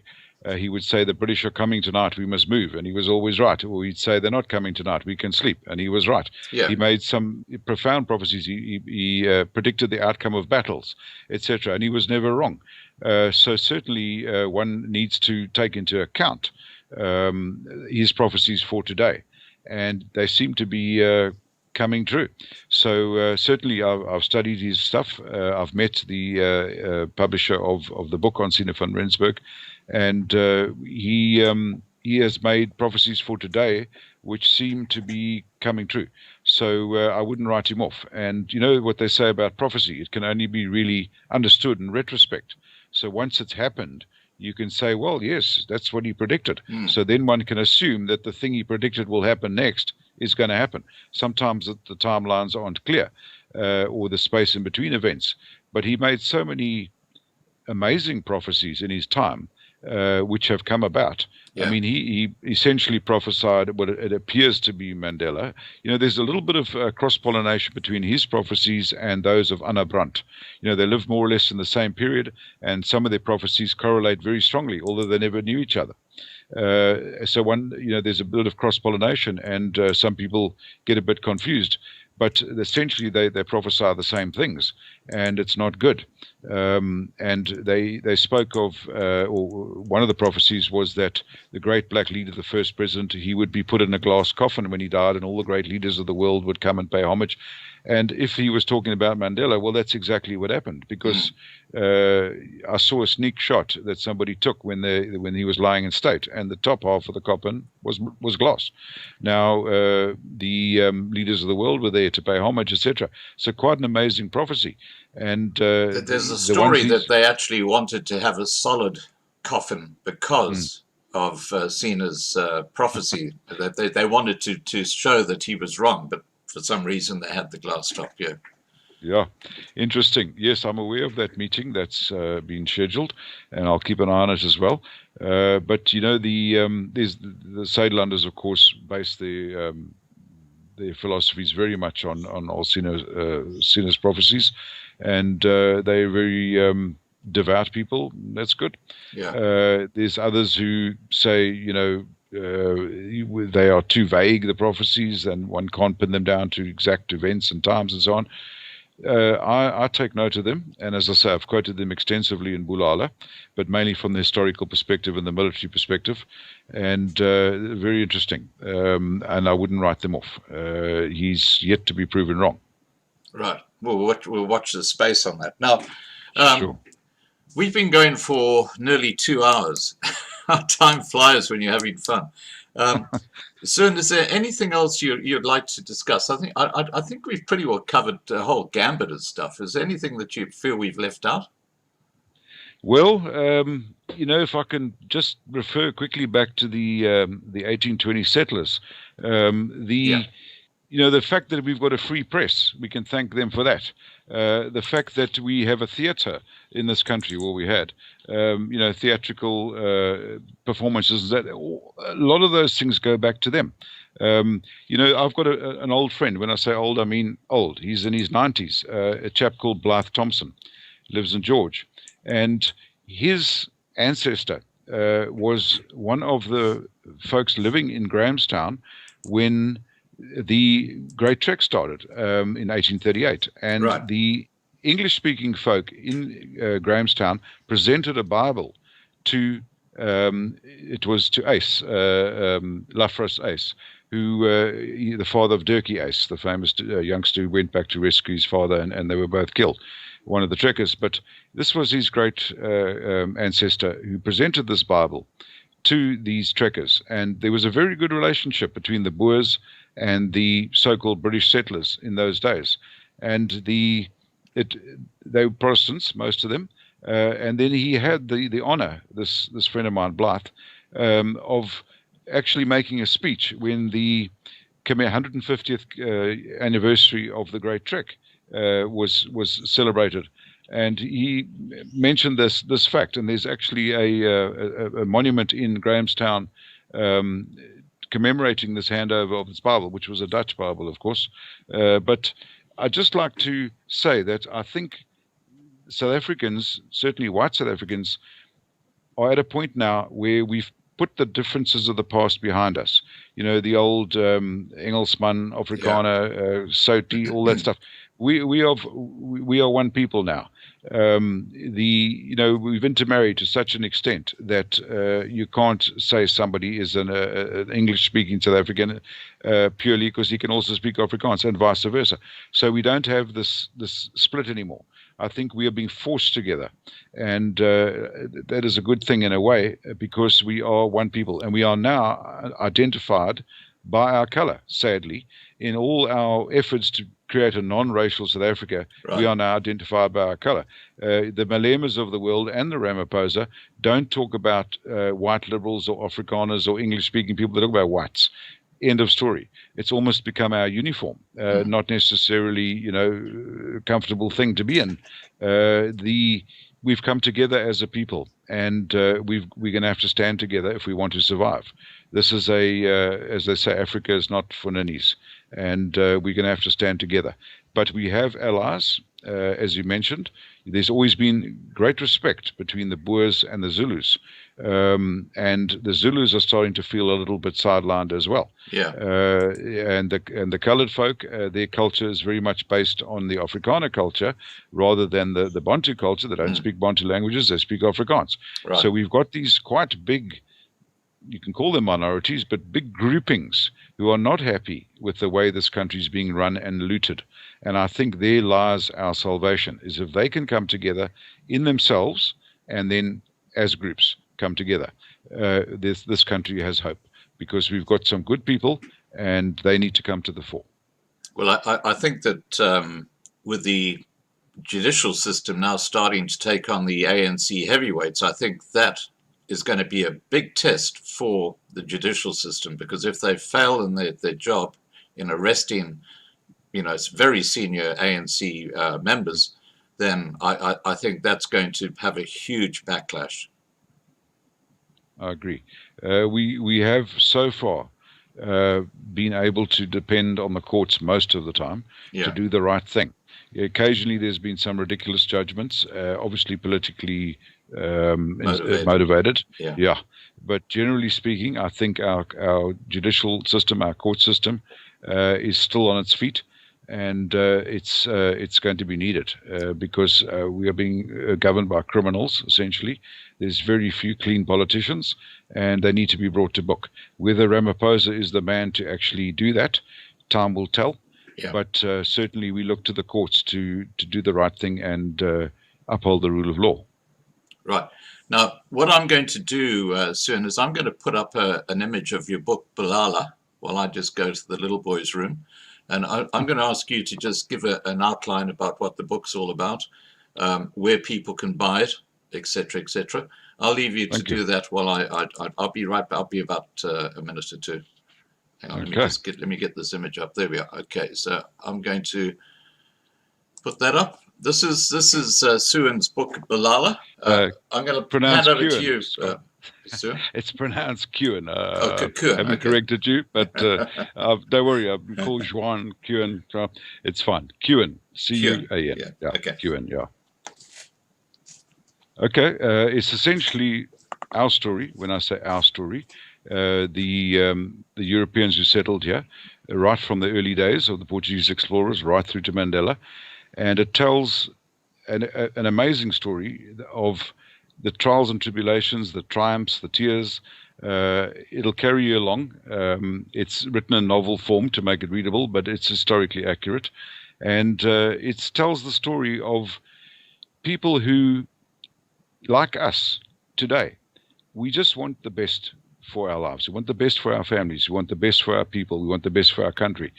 I'm a great believer in the good in people, and until they prove otherwise. So it tells the story of not just the heroes, the big names, but also the ordinary folk and how they encountered it, the tides of history. The American people look at us and they can see a lot of similarities. And if we look at them, we can see it too. They had their great trek. They went west. Ours went north and east. They encountered hostile tribes. So did our ancestors. And yet they are considered American. You know, for politicians nowadays to say that we are strangers here and we're settlers here, it's like telling the American farmers that they stole the land, you know. It's absolute nonsense. And I think, and I know, if you read this book, you will have a pride restored in your history. Yes, we made mistakes, but they were done in good faith. They were, if individuals, if individuals did things which were perhaps reprehensible, they did them as individuals. As a nation, I think we've been a pretty upstanding people, and we've based our morality on Christian principles, on the Ten Commandments. They're not Eurocentric, they are universal, and that's what we based our philosophies and our approach to life on, and we've got nothing to be ashamed of. And I think the book, and I know it does, the people who've read it said it's been life-changing. It has restored a pride in our history, and it's revealed the other side of the story, very different in many cases to what we've been taught and told. And this is because a lot of it is based on personal accounts and eyewitness accounts.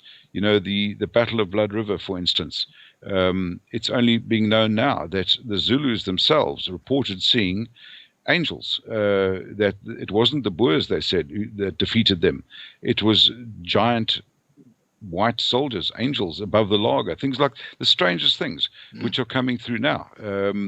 We have had divine protection right through our history, and I believe we still have it. But we have to humble ourselves. Many of our people became arrogant, lazy, and we've got to go back to basics and humble our knees, get on our knees, humble ourselves and pray. And I believe God will restore us as a nation. Fantastic. Now, Cuan, have you mentioned how they can get the book? It's easy enough. You can walk into any bookshop anywhere in the world and ask for BULALA, B-U-L-A-L-A. It's the only book of that name. It's on Amazon. It's on every internet book site. I have a Facebook page called BULALA, B-U-L-A-L-A. And if you come onto there, I will update you on the progress of the sequel, which I'm almost done with. So please go onto the Facebook page, BULALA. But war books in South Africa, war books is a good bet. They export all over the world. And you, as I say, you can get it on Amazon in America. It's easily obtainable. So you just got to ask for it. You can email me, if you like, BULALA1, numeral 1, B-U-L-A-L-A 1, at post.com. Couldn't be easier. You can get a signed copy that way. So it's easily available if you look, BULALA. Right. Okay. I've actually got the book cover on the screen. Everybody can see it. Right. Thank you. All right. Now, I'm just going to address the side chat. I just want to thank all our moderators for doing the great job that they've done tonight. We've been going for nearly 2 hours, which is about par for the course for our live streams. I've had a fantastic time. I mean, it's always good to talk to a fellow historian because you always learn stuff, and I've learned quite a few new things about South African history, and I think that's very, very valuable. And I thank you so much, Cuan, for being part of our discussion tonight. And it's been a pleasure. I can tell you, you're pretty much almost like part of the family. My wife doesn't miss a single episode. I watch them when I can, and you're very much part of the family now. And I think for many South Africans, Scott is your family.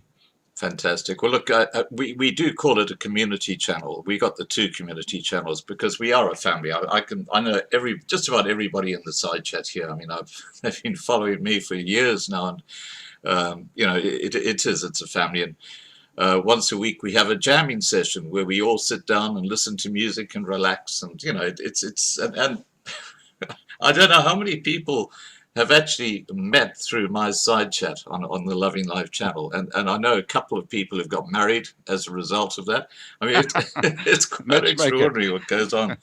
It's funny because I do keep an eye on the side chat, and you can see a couple of people, especially on jamming sessions, they're sort of flirting with each other a bit, and then I get an email saying, "Oh, can you put me in touch with so and so?" I say, "Yeah, sure," but I always forward their email to the other person if I've got the email address, and then about a month down the track, you'll see in the side chat, "Hi, darling, how are you?" And it all changes completely. Things have moved on. Yeah, things have moved Very on. good. Yeah. Very good. Yeah, it's quite extraordinary, but it's lovely. I'm so delighted that we have this wonderful family on the channels. All right, I'm going to wrap up now, guys. Please share this with your friends, and what I'll do, Cuan, is I'll send you a link, which will be the actual live stream. You can share that with friends and whatever. Thanks, Scott. Appreciate it. All righty, so please take care, everybody. I'm going to wrap up now, and I'll leave the side chat open for a few minutes so you guys can say your goodbyes. And once again, thank you so much, Cuan, and we'd love to have you back again. Keep in touch with Marlena, and down the track a bit when your new book comes out, perhaps we can have you on then. Great stuff. Would appreciate that. Thank you, Scott. And thanks for all you do for us. Appreciate it. It can't be easy. You've got to have the patience of Job, I think, wisdom of Solomon, and skin like a rhino to do what you have to do. But well done, and thank you. The skin of the rhino is definitely one of the attributes, believe me. All right. Okay, guys.